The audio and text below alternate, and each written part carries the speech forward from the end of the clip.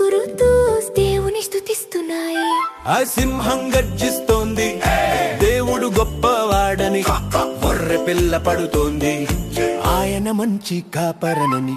చెట్లు చప్పట్లు కొడతాయి, నదులు పాడుతాయి, సూర్య చంద్ర నక్షత్రాలు యేసు నామం ఘనపరుస్తాయి. అందరం కలిసి పాడుదాం హల్లెలూయా హల్లెలూయా, అందరం కలిసి